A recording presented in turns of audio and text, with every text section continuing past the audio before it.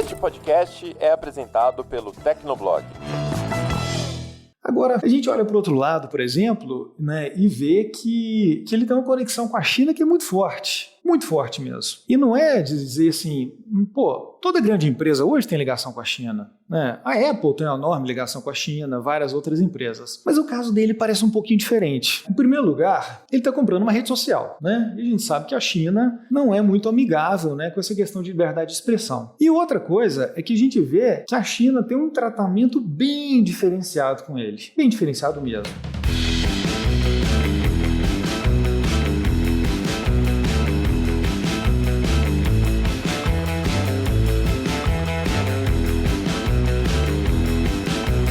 Olá, ouvinte! Seja bem-vindo! Está começando mais um episódio do Tecnocast. Eu sou o Thiago Mobilon. E eu sou o Paulo Riga. A rede social conhecida pelas polêmicas e tretas foi comprada pelo homem mais rico do mundo. O Elon Musk se tornou dono do Twitter, pegando todo mundo de surpresa e gerando uma série de discussões sobre o futuro da plataforma. No episódio de hoje, a gente conversa sobre os detalhes dessa aquisição e quem ajuda a gente é o Rodrigo Fernandes, especialista em finanças para negócios digitais. Aguenta aí que a gente já começa.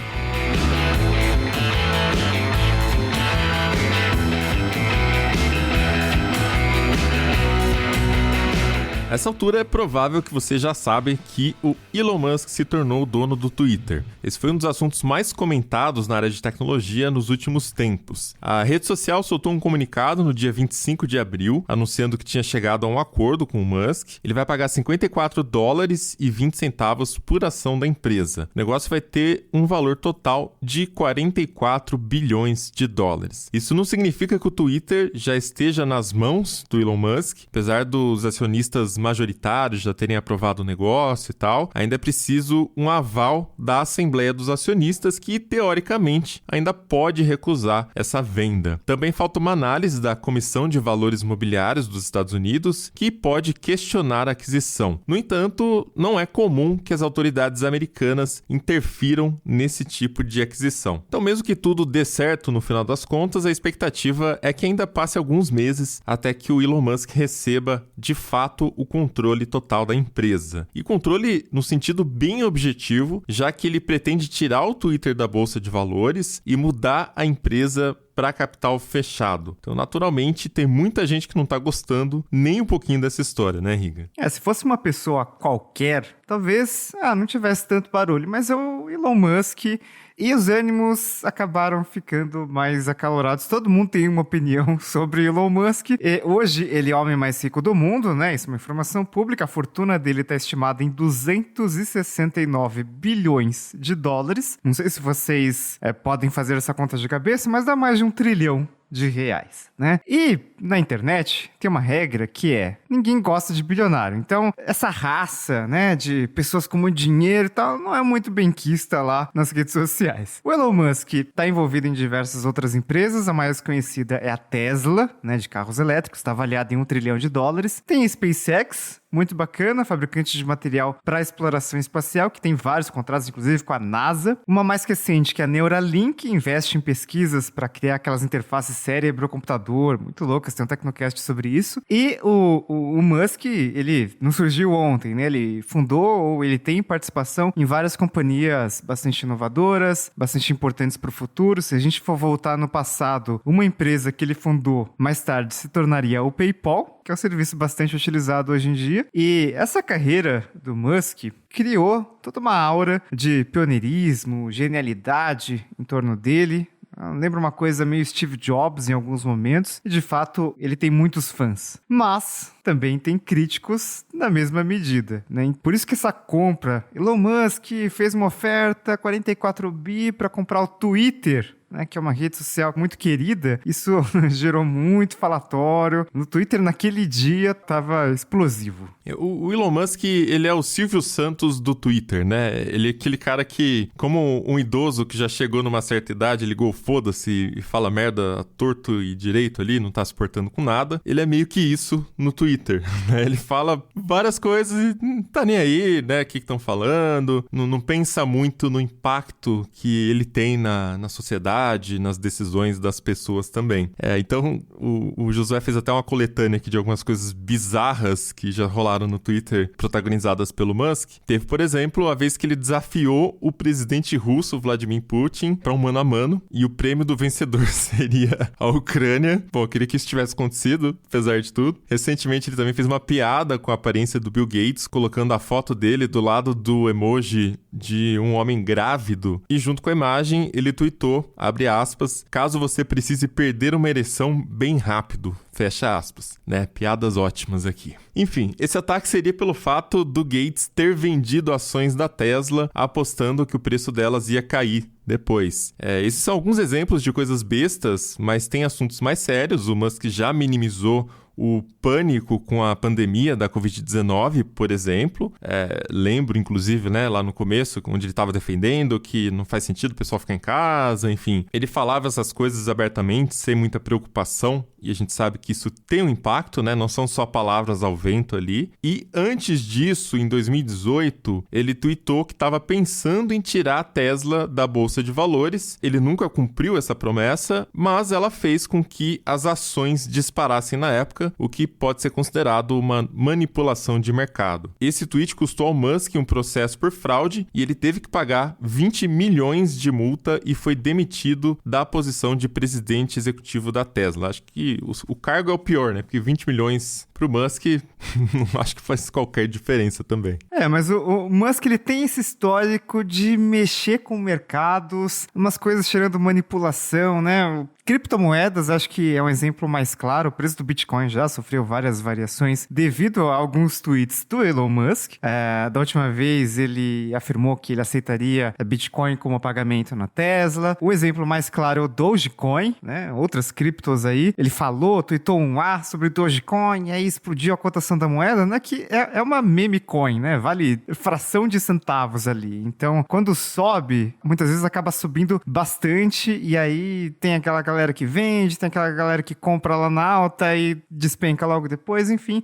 Muita gente olha para isso também como uma forma de manipulação de mercado. O Elon Musk também já usou o Twitter muitas vezes para criticar o Twitter, né? O principal tópico ali que ele bate, inclusive nesse anúncio de compra, é a moderação na rede. Ele já se declarou um absolutista da liberdade de expressão. Ele também já ensinou que o Twitter, ele não promove devidamente esse valor da liberdade de expressão absoluta. Muita gente entende que essa noção de liberdade de expressão do Musk é problemática e não daria conta de resolver questões muito importantes, como, por exemplo, o discurso de ódio, né? Que nessas épocas é uma questão bastante importante. Então, quando a gente soma esses fatores todos, o que a gente tem é um bilionário ali, meio excêntrico, com opiniões polêmicas, né? Fala o que tá pensando ali, comprando uma das principais redes sociais do mundo, né? Porque por mais que o Twitter não seja tão grande quanto as redes sociais da Meta, né? Facebook, Instagram, WhatsApp, você pode considerar ali como um aplicativo bastante popular, ou enfim, né? Ou Google, que tem o YouTube, não é uma coisa comum, né? Não é todo dia que uma pessoa vai lá e fala: vou comprar essa rede social. É uma coisa bem diferente. Pois é, uma pessoa acho que é o principal ponto aí, né? Uma pessoa chega e fala, vou comprar e faz tudo o que ele fez ali. Que o próprio processo de aquisição também foi uma confusão. Ele começou ali se tornando o maior acionista individual do Twitter no começo de abril. Naquela época as ações da empresa já subiram quase 30%. E para o público geral, de fato, a impressão foi de que algo aconteceu do nada. Mas na verdade o Musk já tinha comprado ações do Twitter diariamente desde janeiro. Era um plano que já estava em curso fazia algum tempo. Mas é muito louco, né? Porque ele comprou quase 10% do Twitter. Então, imagina, sei lá, como que ele fez isso? Porque ele não entrou lá no home broker ali da corretora com corretagem zero e fez um pix. Vou comprar isso aqui, 50 milhões de ações, o lote ali, confirma a ordem, digita 100 e pronto, sabe? Deve ter sido... É difícil imaginar uma pessoa comprando 10% de uma empresa que, né, por mais que não seja tão grande, é uma empresa, fez uma oferta ali de 44 bilhões de dólares depois, né? Ele já tinha quase 10%, e aí sim a gente viu esse anúncio, olha, né? Comprei ações desde janeiro e tal. Então foi bem inesperado, pelo menos pra mim. Eu acho que ele deve ter pego um daqueles humanoides que ele tá desenvolvendo e deixou o dia inteiro apertando o botão ali no computador, um pouquinho por vez, até dar essa quantidade total depois de alguns meses. E depois teve ainda uma confusão sobre se ele ia fazer parte ou não do conselho do Twitter. Isso acabou não acontecendo. Foi dito até que ele poderia comprar mais ações para aumentar a influência dele na empresa. Aí então, até que poucos dias depois, veio a público a proposta feita oficialmente para comprar o Twitter inteiro por 43 bilhões de dólares. E, enfim, isso escalou muito rápido, né? Foi uma coisa que em poucos dias da gente saber ali que ele fez a aquisição das ações de uma forma agressiva até a aquisição completa, isso, sei lá, foram poucos dias, até parecia que não ia rolar, porque o Twitter tentou fazer outras coisas também, mas no final acabou acontecendo. E foi uma aquisição agressiva, né? Porque se a gente lembrar de toda a história, né? O que aconteceu nessas últimas semanas? Assim que o Elon Musk entrou, né? Foi comprando ações do Twitter e tal, as ações subiram bastante. Então, se ele vendesse, né? E se ele não fizesse nada, nenhum anúncio e tal, se ele vendesse, ele já sairia com um lucro considerável ali. E aí ele mandou a proposta. E se essa proposta de compra fosse recusada, ele jogou uma carta ali que ele ia rever a posição dele como acionista. Então ele ia vender a participação dele, já estava em 9,2%. E obviamente, quando uma pessoa vai lá, vou vender todas as minhas ações dessa empresa, só que todas essas ações equivalem a 9,2% da empresa, vai despencar, né? O preço vai cair logo em seguida. Então, no final das contas, a proposta de compra total ali do Twitter poderia até ser recusada, mas os outros acionistas iam ficar numa posição meio desconfortável, para dizer o mínimo. Apesar disso, num primeiro momento, pareceu que o Twitter não ia aceitar a proposta, eles até chegaram a empregar uma manobra ali para se proteger.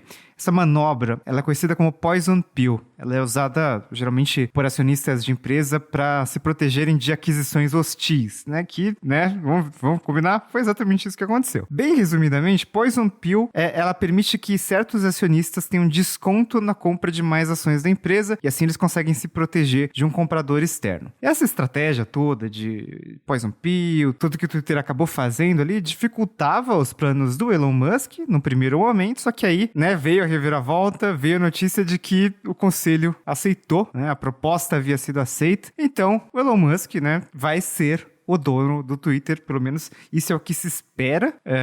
Claro que tem aquelas questões regulatórias, mas a proposta está aceita e não é algo que, né, uma pessoa comprando uma rede social, não é algo que a SEC, né, a Comissão de Valores Imobiliários lá dos Estados Unidos, costuma barrar. Então, muito provável que isso realmente aconteça. Enfim, a gente não sabe muito bem o que isso significa para o Twitter, o que vai acontecer, né? A gente não está aqui também para fazer muito esse exercício de prever o futuro. O que a gente sabe são as coisas que já foram ditas, por exemplo, a questão da liberdade de expressão. Isso aí daria um Tecnocast à parte, porque tem tantas nuances, né? O Musk fala, por exemplo, de tornar o algoritmo da rede open source, para ficar mais claro como certos tweets são promovidos em vez de outros. Então a ideia seria aumentar a confiança entre usuários e desenvolvedores.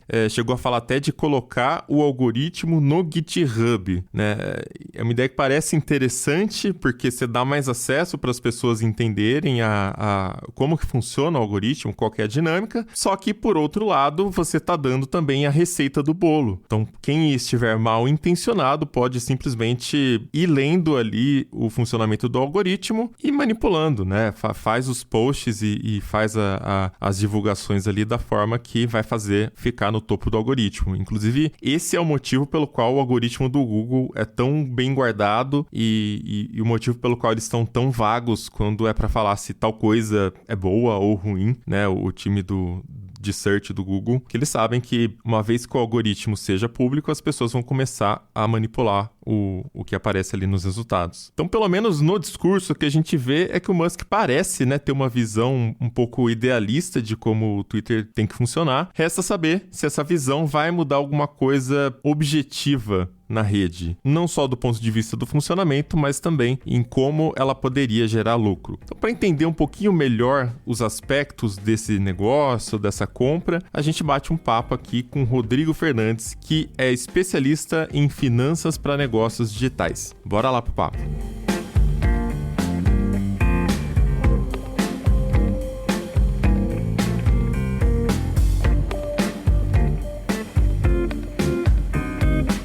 Agora a gente conversa com o Rodrigo. E aí, Rodrigo, tudo bem? Bem-vindo ao Tecnocast. Olá, pessoal, tudo bem? Um prazer enorme estar aqui com vocês. Prazer é nosso. E conta pra gente um pouquinho da sua trajetória com negócios digitais, startups e no que você está envolvido nesse momento. Tá, bacana. Bom, pessoal, a minha trajetória foi sempre ligada ao mundo, né, do mercado de tecnologia. Eu me formei em computação, mas assim, no dia seguinte eu já saí da área técnica. Então, eu tive algumas empresas, algumas mais na área de serviço, outra foi realmente uma startup que recebeu investimento anjo, venture capital, foi vendida. Essa foi uma startup na área de educação. Em 2016, eu resolvi ter uma experiência internacional, fui para o Canadá, peguei o Startup Visa, né? É um visto que o Canadá dá para empreendedores na área de tecnologia. E fiquei lá até o ano passado, tentando aprender um pouquinho sobre o ecossistema de lá, né? Como que as coisas funcionam fora do Brasil. No ano passado eu voltei e hoje eu estou trabalhando com Venture Capital Early Stage, né? Investimento realmente em startups que estão bem em fase inicial. Legal, então você já tem um conhecimento bom de como funcionam essas movimentações de bastidores nas empresas de tecnologia, né? E você vai conseguir ajudar a gente a entender um pouquinho melhor o que foi essa história toda, o que está sendo essa história toda aí de Elon Musk com o Twitter. Essa aproximação entre o empresário e a rede social, ela começou mais ou menos no início de abril, quando foi divulgado que ele teria se tornado o maior acionista individual da empresa. E a compra não foi feita toda de uma vez, ele vinha comprando ações diariamente desde janeiro, e nesse meio tempo ele chegou a falar sobre criar uma outra rede social, respondendo na época um seguidor, e para o público geral a informação dessa compra trouxe uma certa surpresa, porque, enfim, mesmo que a gente não soubesse, a movimentação já estava acontecendo há algum tempo. Então, pelo que você acompanha do mercado, quando essa notícia surgiu, queria saber como você reagiu a essa história do Elon Musk comprando o Twitter. Sei lá, é uma coisa que você acha que alguém já estava esperando, né, ele fazer essa oferta? Ou alguém imaginava o que poderia acontecer em seguida? Olha, o Elon Musk é aquele tipo de sujeito que é uma mistura de gênio com fanfarrão, né? Então, ele sempre tem, né, essas piadas, esses memes, esses balões de ensaio no próprio Twitter, né? Eu ia falar rede social, mas na verdade no próprio Twitter. Então, assim, olha, eu acho que ninguém esperava, não. Por mais que ele pudesse até ter dado uma dica aqui, outra ali, é o tipo de coisa que, assim, para quem olha hoje, fala, pô, já tinha uma pista ali. Mas dali, realmente, né, imaginar que ele faria o que ele fez, eu acho que era muito difícil, viu? Pelo menos eu não lembro de ter visto ninguém falando isso, não. Agora, um pensamento que eu tive, né, quando eu vi a notícia da compra dos 10%, foi o seguinte, eu acho que esse aí, eu acho que nem cheguei a escrever, foi uma coisa que eu pensei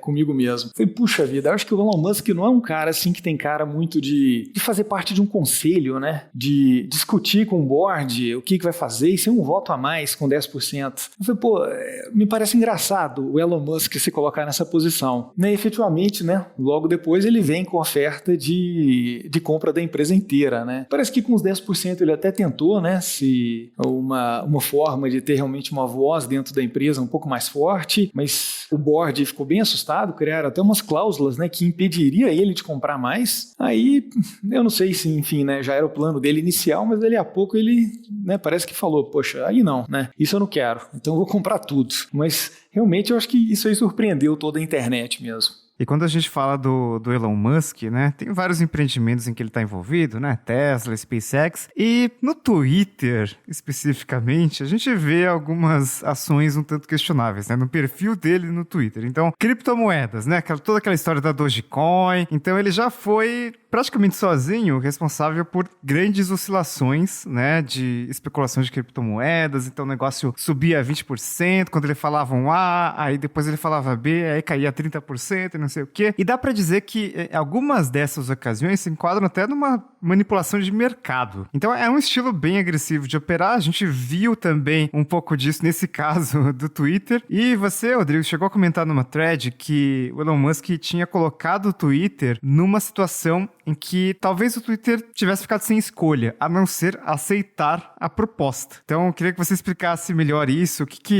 como que se deu essa proposta do Twitter e todo o processo ali por trás com relação a mercado e talvez uma possível manipulação, uma coisa meio agressiva ali. Pois é, como eu não sou da área, realmente, né, eu não consigo dizer bem qual que é o limite, né, do que realmente é uma pessoa que é influente, né, e o que chega a ser uma manipulação de mercado. Agora, certo ou errado, né, legal ou ilegalmente, né, eu até cantei essa pedra no Twitter que, assim, o Elon Musk deixou os caras sem saída, né, por 2 motivos. O primeiro deles é que ele é o Elon Musk. Ele é um cara que tem uma reputação que, efetivamente, se ele falar, olha, eu tô fora desse negócio, eu não vejo futuro nesse negócio, ainda mais um negócio como o Twitter, que há muito tempo já tem uma fama de ser mal administrado, teve uma troca aí de CEO meio atrapalhada no ano passado. Se ele chega e fala isso com o mercado, poxa, a empresa realmente ia ficar numa situação bem difícil. Outra coisa é que, nesse momento, ele já tinha comprado 10% da empresa. Então, ele avisou, gente, tô fazendo essa oferta de compra, né, dos 100%. Se vocês não aceitarem, eu vendo os 10%. Então, acho que assim, eram 2 vetores, né, duas forças muito agressivas, né, que ele tinha contra o Twitter, de falar, olha, estou vendendo 10%, que qualquer empresa, né, se um acionista chega vendendo 10%, né, vai cair muito forte. E além disso, o Elon Musk, que para bem ou para mal, né, acabou ficando nessa posição de guru, né, de pessoa realmente assim, que tem uma visão além do alcance, se ele dissesse eu tô fora, isso aqui não tem futuro, as ações do Twitter iriam despencar. E outro problema é que, uma vez que ele estava fazendo uma oferta que é realmente bastante acima, né, da cotação de mercado, né, que a ação do Twitter vinha, né, trabalhando, o board, né, a diretoria do Twitter poderia ser processada pelos acionistas, né, porque eles têm um mandato de cuidar do interesse dos acionistas. E eles estariam fazendo algo contra, né, esse mandato deles. Então, realmente, eu acho que ele fez um plano aí que deixou a empresa sem saída mesmo. Quando você diz que estaria fazendo algo contra, seria o quê? No sentido de permitir que as ações tivessem uma queda drástica? Seria isso? Eu acho que assim, ele teria a repercussão midiática e a repercussão de mercado, né? A gente está vendendo, né, num espaço de tempo relativamente curto, 10% das ações, né? Na verdade, até antes mesmo da venda, só dele falar, né? Só do mercado ver que isso iria acontecer, todo mundo já ia precificar essas ações do Twitter lá embaixo, né? Então, realmente, né, teria um conflito de interesses, né? Um problema aí com os acionistas que seria bem complicado. Isso é um ponto bem complexo também, né, Rodrigo? Porque, assim, a gente sabe que tem muito auê no mercado, é muita cotação em cima de notícia, e notícia por conta da cotação. O Elon Musk, como o Rico apontou mesmo, é um cara que se aproveita muito disso no Twitter dele, com ativos que talvez não sejam regulados, e aí, enfim, sem entrar em problemas, você consegue falar, comprem isso, e aí o negócio sobe, o cara vai lá e vende, né? Então, ele fica nesse joguinho de comprar e vender criptomoeda, e agora, pelo jeito, fez isso com uma rede social. Os diretores da empresa, da rede social, eles não deveriam ter uma orientação mais pro longo prazo, pelo menos pro médio prazo? Porque é óbvio que se você vender uma grande quantidade das ações da empresa, naquele dia a cotação vai cair, mas no médio prazo, no longo prazo, aquilo ali não significa nada, é só mais uma notícia, é só mais uma... é só mais auê, né? É só mais baderna. Então, o interesse da companhia não deveria ser mais no médio e longo prazo, em vez de ficar se submetendo ao que está acontecendo no noticiário hoje? Olha, eu acho que sim. E eu acho que isso poderia ter acontecido se essa fosse uma empresa como o Facebook, que tem o fundador como no papel de CEO e no papel de um grande acionista. Agora, numa empresa, né, que já teve uma diluição grande, que tem um CEO que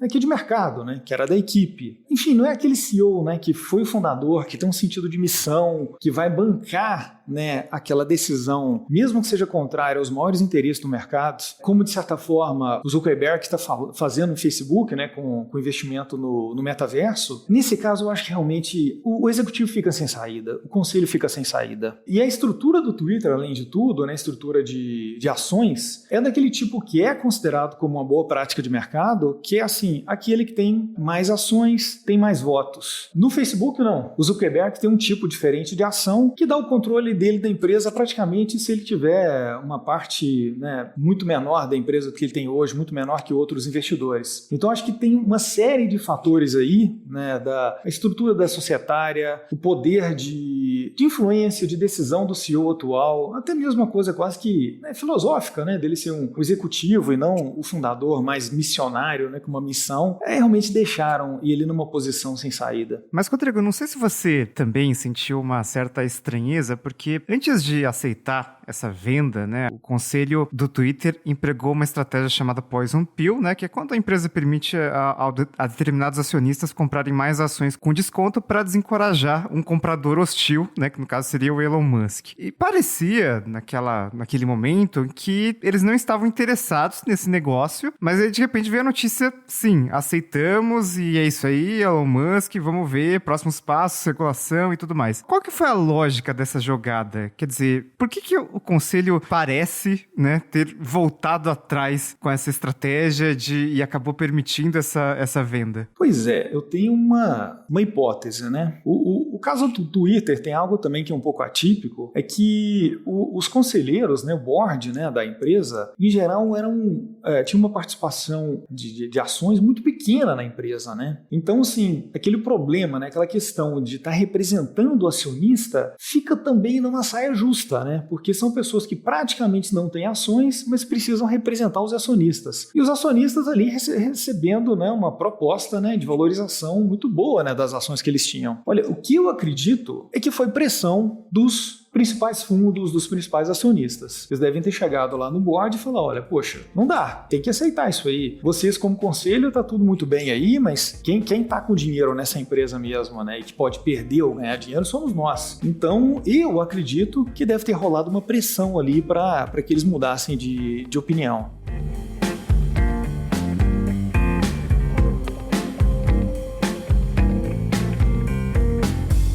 E aí tem um outro ponto também, que é, o pessoal tem sempre soluções milagrosas no Twitter para a fome no mundo, né, aquelas coisas todas, e o Elon Musk até esteve envolvido numa dessas polêmicas sobre, não sei quanto lá ia acabar, erradicar a fome no mundo, e aquela confusão básica sobre o que é o dinheiro líquido de verdade, né, as pessoas têm essa concepção de que eu vi até uma thread uma vez, um cara falando literalmente isso, que esses bilionários são como dragões deitados em ouro, acumulando para falar que tem. Ou seja, daria pro Elon Musk comprar, né, como se estivesse jogando uma moeda pro ar, assim, ele comprava porque a fortuna dele é de 269 bi, e segundo o que acabei de consultar no Google, e esse negócio foi avaliado ali, o total acho que 44 bi, né, que seria essa compra. Mas não é bem assim, né, Rodrigo? O Elon Musk não tem essa grana pra tirar do bolso e dá pra comprar o Twitter, assim, toma aqui do meu, ali do cofrinho que tava na minha casa, toma aí 44 bi em notas de 100.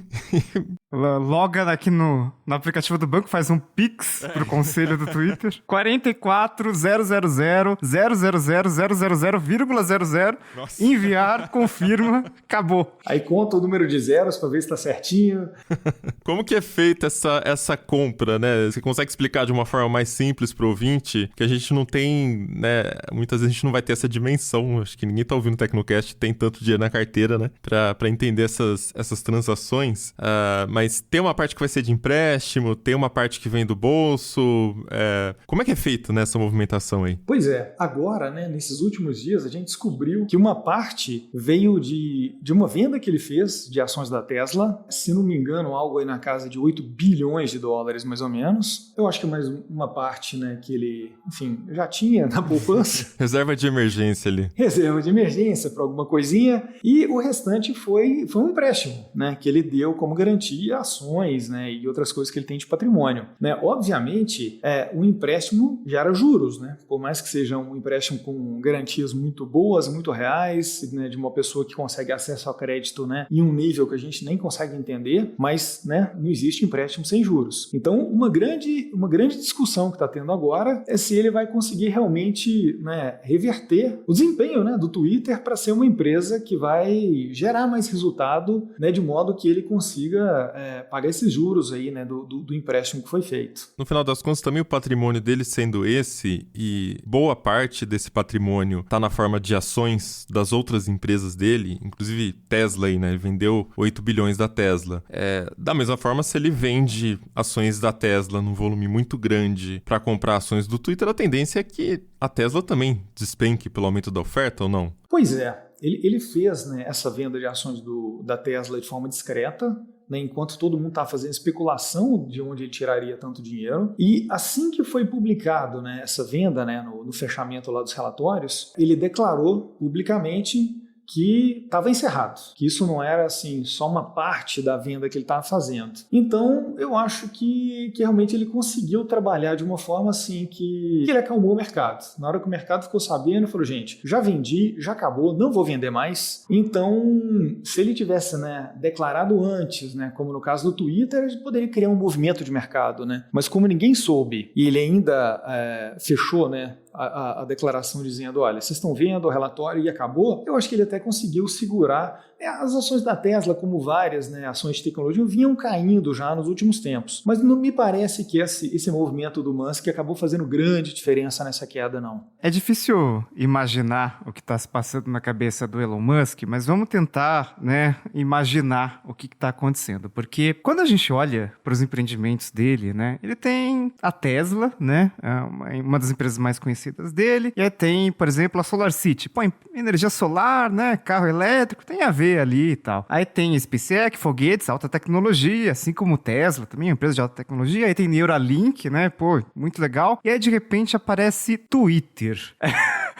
Então, na sua opinião, Rodrigo, o que ele ganha com essa aquisição, né? Por que o Twitter seria tão importante para Elon Musk? Porque ficou claro, né, que por mais que a gente não entenda muito bem o que está passando na cabeça dele, ele fez isso de uma forma muito estratégica, né? Porque estava comprando ações ali desde o começo do ano, aí jogou aquela cartada lá que o conselho ficou meio sem saída, então foi bem planejado. Então ele realmente quer isso. Por que ele quer? Eu acho que tem algumas possibilidades, né? Se a gente pensar, né, historicamente, é bastante comum, né, pessoas poderosas quererem dominar meios de comunicação, né? A gente até tem aí há poucos anos atrás, né, o Jeff Bezos comprou o Washington Post. De certa forma, a compra do Twitter chega a ser muito mais estratégica ainda do que a do próprio Washington Post. Agora a gente entra numa encruzilhada, que é a seguinte, ele fala muito em liberdade de imprensa, ele fala muito, né, de contas, né, do Twitter que foram bloqueadas, como a do ex-presidente, né, Donald Trump, que não deveriam ter sido bloqueadas. Enfim, sem entrar no mérito da questão, mas sempre tendendo o discurso mais na linha da liberdade de imprensa. E dizem que ainda o Peter Thiel, por exemplo, né, que foi o cofundador com ele no PayPal, né, outro bilionário, tudo, incentivou muito que ele fizesse a compra do Twitter nesse sentido de liberdade de imprensa, etc. e tal. Agora, a gente olha para o outro lado, por exemplo, né, e vê que ele tem uma conexão com a China que é muito forte. Muito forte mesmo. E não é dizer assim, pô, toda grande empresa hoje tem ligação com a China, né? A Apple tem uma enorme ligação com a China, várias outras empresas. Mas o caso dele parece um pouquinho diferente. Em primeiro lugar, ele está comprando uma rede social, né? E a gente sabe que a China não é muito amigável, né, com essa questão de liberdade de expressão. E outra coisa é que a gente vê que a China tem um tratamento bem diferenciado com ele. Bem diferenciado mesmo, sabe? A gente viu, por exemplo, que enquanto toda empresa é obrigada a fazer uma joint venture, né, juntar-se com uma empresa local para criar um negócio na China, a gente vê que o caso dele, ele foi dispensado. Não foi necessário fazer esse tipo de parceria. E que a China parece que tem uma visão muito estratégica sobre a atuação dele. É basicamente como se eles pensassem assim, olha, esse cara aqui vai montar o ecossistema de mobilidade urbana elétrica na China. E eles têm uma série de contratos. A China emprestou dinheiro para ele, para fazer as suas empresas. Então, enfim, tem muita coisa aí que a gente pode pensar, ok, mas governos fazem isso com empresas quando querem incentivar, mas parece que no caso ele tem um temperinho a mais. E aí como é que fica, né? A gente sabe que essas coisas estão todas conectadas, no final são pessoas. Então, assim, será que, né, em certo momento a China vai falar, olha, tá tudo bem, a gente está fazendo aqui, o faturamento deles na China já estava atingindo metade do faturamento dos Estados Unidos, ou seja, é algo realmente, assim, fora do comum, mas aqui, vem cá, Musk, se o Twitter continuar fazendo isso, a gente vai cortar esse negócio aqui. E os contratos que eles têm com a China tem umas cláusulas bem estranhas, sabe? Uma série de coisas falando, olha, se tal coisa aqui sair do lugar, tudo que foi feito pode ser reapropriado pela China, sabe? Então, né, será que isso não pode cair na mesa? A gente fica num dilema entre o que ele sempre falou, o que pessoas ligadas a ele falam e algumas ligações dele. Tem uma regra muito interessante, né, para ver qual é o interesse de uma pessoa, né, que é chamado follow the money, né? De onde vem o dinheiro? Quem que paga a conta? E aí realmente, para ser bem sincero, eu não consigo ter uma opinião formada, sabe, forte a respeito disso, né? Será que ele realmente vai manter a palavra dele, o que ele sempre fala, o que as pessoas ligadas a ele falam? Ou ele vai, né, obedecer a alguns outros interesses aí aos quais ele está vinculado, né? A questão dessa questão da liberdade de expressão é realmente complicada, porque até onde é liberdade de expressão, até onde você está sendo benéfico ou não para a sociedade. E a gente não pode deixar de pensar nisso, ainda mais hoje em dia, onde o algoritmo faz com que certos tipos de conteúdo tenham mais alcance, às vezes porque o conteúdo teve mais rage, mais interação ali, né? Tem um autor que eu gosto muito, que é o John Stuart Mill, que ele fala duas coisas, né? Primeiro, o John Stuart Mill era um filósofo lá de 1800 e bolinha, um dos primeiros caras ali a defender sufrágio, fim de escravidão, né? Direitos iguais, homem, mulher, enfim, todo mundo. E é um cara muito bom mesmo, muito inteligente. E ele já falava de duas coisas antes de existir Hitler, antes de existir questões que a gente vai à exaustão hoje no Twitter debatendo, né? Um desses pontos era sobre liberdade com responsabilidade, que a sua liberdade termina onde começa a do outro. Logo, você achar que tudo é uma questão de minha liberdade, sem pensar no impacto que aquilo tem na vida do outro, isso não é liberdade. Né? Tipo, você falar que, então eu posso dirigir bêbado, isso é um problema meu, se eu bater, se eu morrer, é um problema. Não, né? Até uma batidinha inocente que não vá ferir ninguém diretamente, tem custos para a cidade que é bancada pelo imposto de todo mundo, né? Um poste, uma via, qualquer coisa. Então, fora o risco mais óbvio, que é lógico você bater, matar alguém, enfim. Então, não é tão simples assim que você tem que analisar as externalidades também, não só o seu direito de fazer as coisas, porque você vive numa sociedade. E aí, para viver em sociedade, as liberdades também têm limites para não acabar com a liberdade do outro. Porém, John Stuart Mill também tinha uma argumentação interessante, que é um pouco mais complicada de você traçar essas linhas. Ele falava que não era correto você... Eu vou tentar explicar bem a grosso modo aqui, já faz um tempinho que eu li, mas que o melhor para a sociedade era que você permitisse a liberdade de expressão livre até das ideias mais absurdas, as ideias, não as ações, tá? E deveria haver consequências também. Mas, porque se você não expressasse, o que ocorria é que, ao longo das gerações, as ideias absurdas eram esquecidas. E aí a gente poderia voltar a repeti-las, né? Então, sei lá, se a gente não falasse tanto do que foi a Segunda Guerra, do que foi o nazismo, do que foi o Holocausto, enfim, todos os problemas que a humanidade já viveu, as atrocidades, né? A gente corria o risco de esquecer por que o nazismo era ruim, por que o nazismo era errado, né? Então, enfim, só para puxar um exemplo que é o mais latente aqui, né, de discussão na internet. E aí, quando o Musk fala de estou fazendo isso pela liberdade de expressão, a gente começa a pensar também, né? E aí, qual que vai ser a linha que vai ser traçada, né? O que vai ser permitido ser falado na rede? Porque o caso do Trump, que a gente viu, foi uma pataquada do Twitter, né? O Trump já estava falando besteira há muito tempo, assim como muitos outros políticos e pessoas radicais de esquerda, de direita, né? E ninguém foi banido, mas parece que esperaram o Trump sair do cargo para daí alterar uma regrinha e agora é a nossa regra, está fora do Twitter, mas manteve todos os similares a ele, continuaram na rede, né? Então fica essa coisa meio sem regra no final das contas. Enfim, então juntando essa história de China, a gente vê que não é tão simples, né? Tem todos os lados da história. Queria saber também o que você tá esperando, né, do Twitter nas mãos do Elon Musk, além do tão aguardado botão de editar, que a gente quer há muito tempo. O que você acha que pode sair de tão absurdo aí dessa história?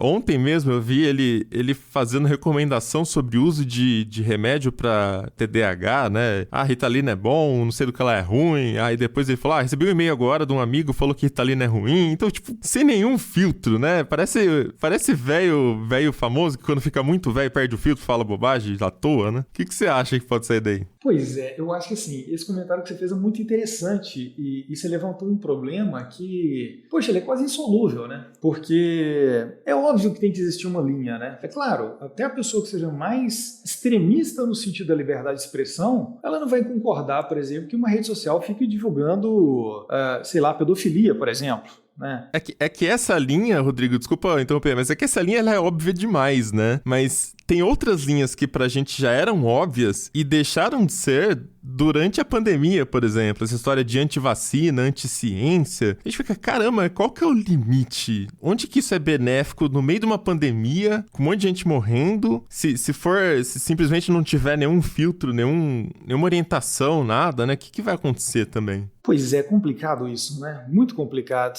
Na verdade, né? Talvez o grande problema é essa escolha estar na mão de uma pessoa, né? Porque qualquer forma que essa linha for traçada, né? Ela vai poder ser discutida, né? Ela vai se tornar aquele Ministério da Verdade do Orwell, né? Pô, né? Aqui pode, ali não pode, né? Olha, uma proposta muito interessante que eu já vi a esse respeito foi a possibilidade do Twitter voltar aos velhos tempos em que ele era tanto uma aplicação, né, web inicialmente, né, depois mobile, mas era também um protocolo, né, e que vários aplicativos, né, para, enfim, das naturezas mais diversas, consumiam esse protocolo. Enfim, a proposta que eu vi algumas pessoas levantando falou, olha, se o Twitter voltasse a ser, acima de tudo, um protocolo, a gente poderia ter redes diferentes com regras diferentes, todas elas naturalmente submetidas à justiça e, né, às regras de cada país. Eu acho que talvez essa poderia ser uma saída.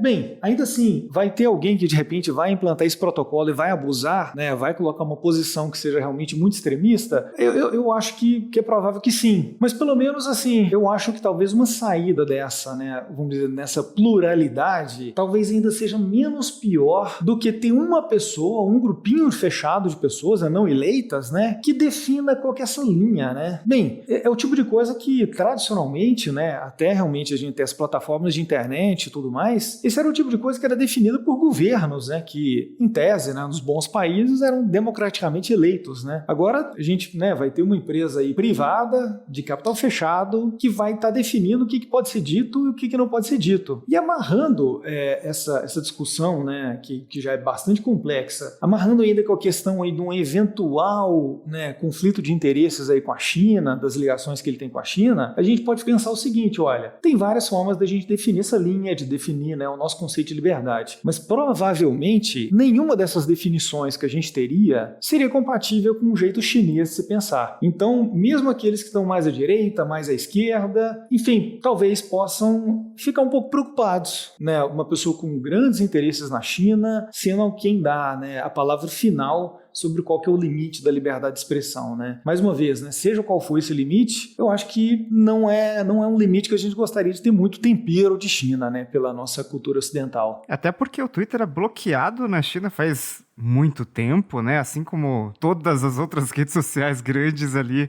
os chineses não têm acesso direto. E aí é realmente interessante, Rodrigo, esse ponto que você puxou do Elon Musk com a China, porque não é uma informação muito divulgada, né? De fato, eu nem estava muito por dentro disso, mas agora que você tocou nesse assunto, a China, o regime chinês, né, chegou a oferecer residência permanente pro Elon Musk depois que ele declarou que ele ama a China, né? E a Tesla tem uma operação muito grande, tem uma fábrica gigante lá na China e de repente aparece Twitter, que é aquela coisa... A China não é um país que gosta, vamos dizer assim, de redes sociais e de informação liberada, assim. Então, é sempre meio complicado essa relação do regime chinês, do governo chinês com fontes de informação, né? E justamente toda essa conversa do Musk falando de liberdade de expressão, né? Ele acredita nesse negócio mais absoluto, né? De liberdade de expressão, ficou realmente diferente. E aí, de novo, fazendo comparação com outras redes sociais, né?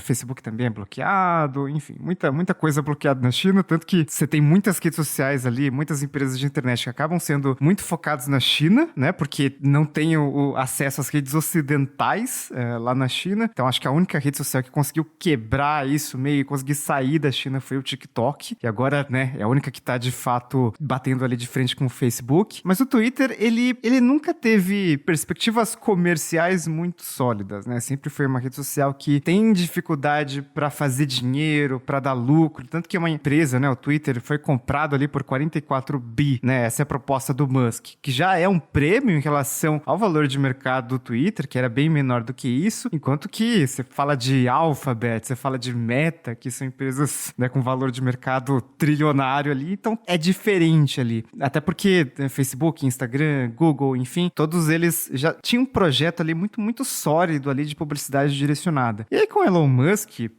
até pelo fato de ele ser um cara, sei lá, de alta tecnologia, né, fabricar bateria, não sei o que lá, mesmo assim a gente acha que talvez possa mudar, né, afinal ele tá jogando dinheiro lá dentro.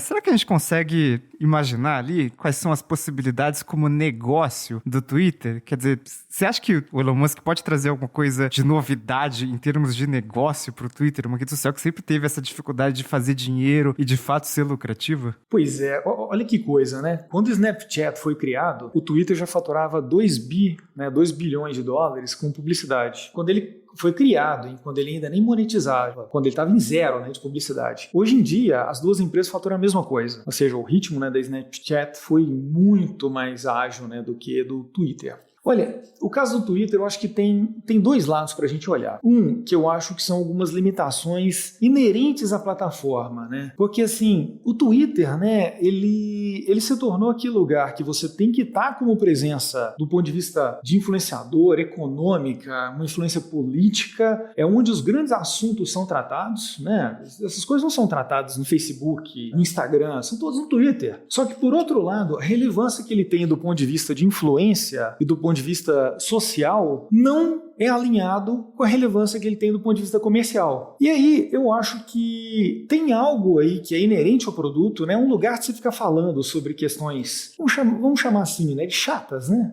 O Instagram é um lugar de falar de coisa legal. O Twitter é de falar de economia, de política, né? Esses temas mais chatos. Ele é um ambiente menos propício, né? Para publicidade. Imagina, as pessoas estão lá discutindo dólar, não sei o que mais, bolsa de valores, política, né? E você entra com uma publicidade, né? O ambiente é menos interessante para isso. Agora, por outro lado, grande parte do mercado acredita que realmente assim, o mecanismo de publicidade do Twitter tem deficiências sérias e que realmente ele poderia estar trabalhando muito melhor nesse aspecto, né, na entrega da publicidade para as pessoas certas. Então, acho que tem os dois lados, mas me parece que há espaço também em termos de gestão para o Twitter entregar um serviço melhor para o publicitário, né, para quem realmente paga a conta, né? O usuário, né, como se diz, é o produto, né? Mas parece que a satisfação do usuário está em um nível, mas a satisfação de quem anuncia, né, do anunciante da plataforma, está num nível bem menor. Eu acho que também tem a questão do formato, né, Rodrigo? O Twitter mesmo quando surgiu, teve aquela história de que na época era muito famoso o status do MSN. Então, você colocava ali, né, tipo, tô fazendo tal coisa, deixava no status do MSN. E aí os fundadores tiveram a ideia de fazer um local para você postar mensagens curtas, 140 caracteres, depois que foi aumentando, incorporaram foto, enfim, aí foi expandindo, mas ele manteve essa dinâmica de chat, é meio que uma timeline ali para conversa, e aí a gente consegue imaginar por que também é difícil monetizar, porque seria tipo começar a ver publicidade no WhatsApp. Claro que ali é pior porque é uma mensagem, parece que é um local muito privado, o Twitter ainda não é isso, é público e tal, mas eu acho que é mais ou menos isso, ninguém gosta de ter uma interrupção no meio de uma conversa, né, uma mensagem publicitária. É verdade, né? No formato atual, né? Você não tem longas discussões no Instagram, né? No Facebook você pode até ter, mas também não é tão comum. O Twitter é o lugar para isso, né? E enfim, e aí começa, né?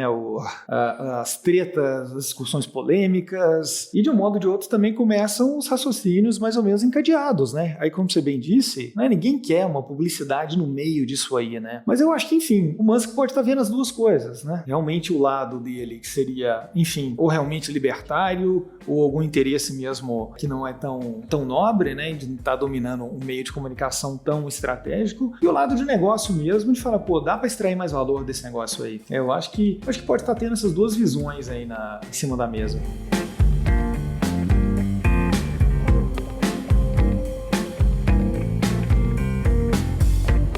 Pegando essa parte de formato, né, comparando já com o Facebook e Instagram também, o Twitter tem 229 milhões de usuários diários. Cara, é uma galera, mais do que o Brasil inteiro dentro de uma rede social todos os dias, religiosamente todos os dias.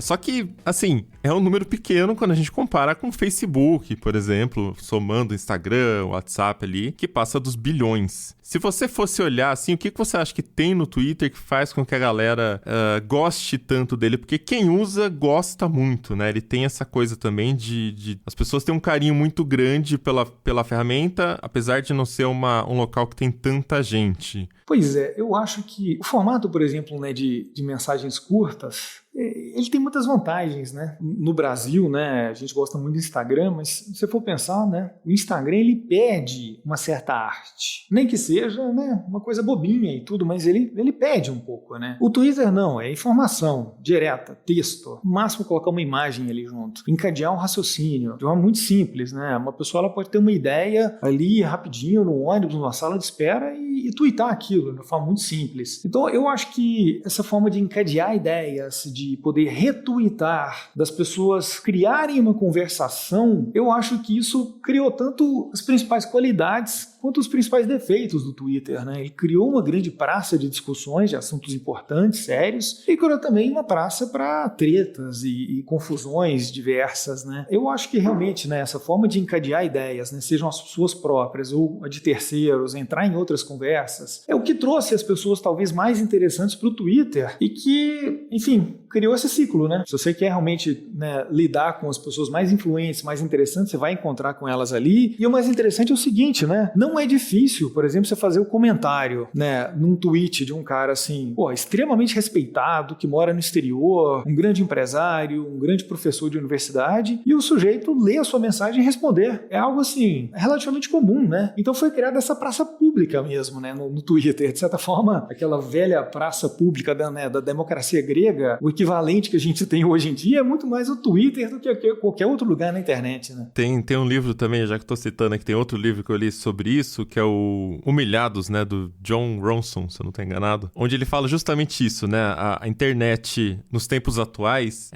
a gente tinha evoluído tanto do ponto de vista jurídico, de ter um julgamento justo mesmo, apesar de que não 100%, mas já era bem melhor do que a 150 anos, ou quase, 200, onde as pessoas eram apedrejadas em praça pública porque, o marido foi infiel à esposa, vice-versa, né? Principalmente a esposa infiel ao marido, nesse caso. Então, hoje em dia, não. Tipo, cara, você vai no tribunal, você faz o contrato antes do casamento e depois você segue o contrato, ponto final. Não tem essa coisa toda, né? O julgamento em praça pública. Só que ele voltou muito por conta também do Twitter, das redes sociais, onde vidas são destruídas, às vezes, em um dia, por conta de informações falsas, né? Teve casos aí já de boato de uma mulher que era bruxa, não lembro o que ela era, faz alguns anos já que isso aconteceu, em 2018. A mulher foi linchada, porque tinha um boato que ela era bruxa, alguma coisa assim. E no Twitter tem esses casos também, né? De cultura do cancelamento. E aí isso aí não tem justiça que corrija, por mais que a justiça depois vai e fale, não, a pessoa está errada, a pessoa está certa, o julgamento em praça pública foi o que contou ali no final das contas. É verdade. E é algo muito, muito cruel, né? E já que a gente está falando aí de literatura e de história, é como se a gente visse repetido aquele fenômeno do bode expiatório, né? De repente tem que pegar alguém para Cristo, né? Tem alguma coisa dando errado, não, pega isso aí, cancela, a culpa é dele. E aí todo mundo, né, a multidão, né, sente aquele alívio, né? Não, tiramos daqui a pessoa que era pecaminosa, que estava criando todos os problemas, e obviamente no dia seguinte a vida continua com todos os seus problemas, né? Mas existe esse fenômeno quase psicológico, né? De ter um bode expiatório que tem que ser eliminado do grupo e que, enfim, inevitavelmente, né, é um fenômeno humano, né, que acaba sendo refletido também na internet, né? Essa questão toda, né, do que acontece na internet é terrível também, né? Porque ele é um reflexo da natureza humana, mas é pior do que isso, né? Porque ele amplia muito esse reflexo. Então a gente fica num dilema, né? Poxa, na sociedade existem todos esses problemas, mas dali a pouco, quando você tem uma pessoa que pode falar uma coisa desse tipo, né, pode criar um problema, um constrangimento para terceiros e ser ouvido por milhares ou milhões de pessoas, tem uma situação muito complexa, né? Uma situação que nunca aconteceu antes na história da humanidade, né?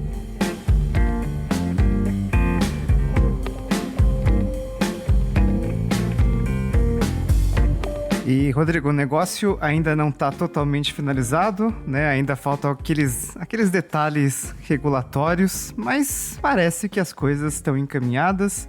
Parece, né? Então, queria perguntar se você imagina alguma mudança nesse cenário, talvez algum questionamento que possa surgir. Assim, aqui no Tecnoblog, provavelmente a gente acha que não, mas não sei se você tem algo a comentar.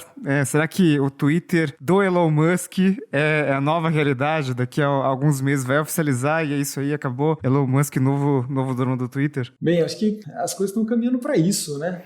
Acho que ele tem uma multa de 1 bilhão, né? Se ele realmente não cumprir, né? Com o que foi combinado. Mas pra ele isso aí...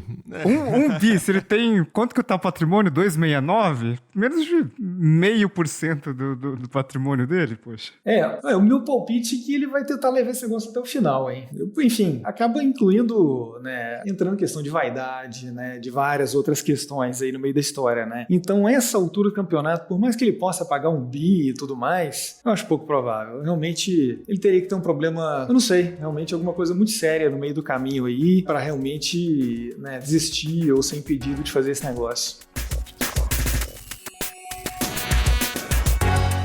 Então é isso, vamos chegando ao final de mais um episódio do Tecnocast e conta pra gente o que você achou aí desse movimento, dessa venda do Twitter. Você é do time que ficou feliz? Ou você é do time que tá com medo do que pode acontecer? Manda pra gente seu comentário lá na comunidade.tecnoblog.net ou comenta com a gente aonde? No Twitter, só marcar o @Tecnocast. E se quiser continuar o papo direto com a gente nas redes sociais, em todas eu sou @Mobilon e @Paulo Riga. Este Tecnocast foi produzido pelo Josué de Oliveira, editado pela Raquel Igni e a arte da capa é do Vitor Pádua. A gente fica por aqui, voltamos com outro episódio semana que vem. Até lá! Valeu!